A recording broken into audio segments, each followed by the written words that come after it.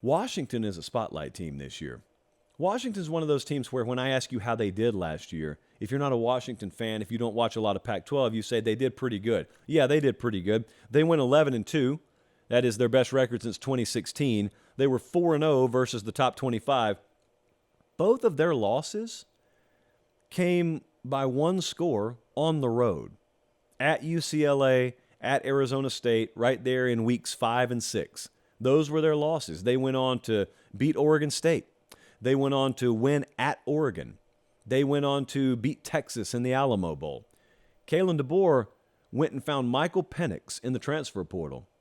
Oft injured Michael Penix turned him into a Heisman contender. They were 7th nationally in points per game last year. They were 1st in pass yards per game, 2nd in total yards per game.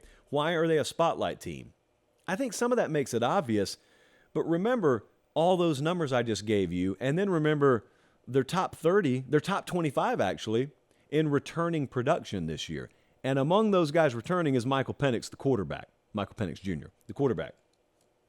So we got a potential star head coach emerging on the West Coast in Kalen DeBoer.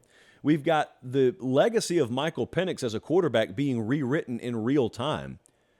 This dude was slept on, or in most cases, written off. He can't stay healthy, and he's a turnover machine.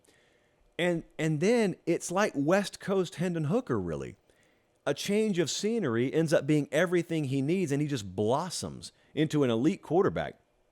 And also, aside from the head coach and the quarterback, Washington may be reemerging just as a program to be taken serious nationally. I know it's conventional wisdom to think if someone comes out of the Pac-12, it'll either be USC or Oregon. And then Utah says, hey, fool, we've won the conference the last 2 years. And people say, okay, yeah, Utah, you can come in here too. And then there's a pause and there's silence in the room. Then someone says, hey, anyone paying attention to Washington? Anyone paying attention to Oregon State? You know, those other teams out there, they may not be other teams for very long. They don't get benefit of the doubt. It is not one of the most popular brands in college football. You got to change it. And they may have the right combination out there to do it. This will go a long way in deciding the Pac-12. That's another obvious reason they're a spotlight team this year. Major November spotlight, though. You want to know who to pay attention to? Really starting in mid-October, they play Oregon in mid-October. They play them 10-14. But then it gets really, really spicy once we get to November.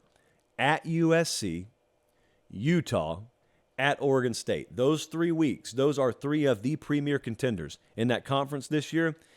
And I want to mention another 3 teams to you that are not in the Pac-12. Actually, one of them is. Here are the 3 teams. I want you to guess what these teams have in common. Oklahoma, Utah, Texas A&M. What if I told you that Washington has better national championship odds than all of them? Whomst amongst you would have guessed that this time a year ago? But yet there's Washington, plus 3,500 to win the national championship. That's third best odds amongst Pac-12 teams. That's better than Utah out there, by the way. So that's the 14th best odds in the country. You're not thinking about Washington. At least casual fans aren't. You should be.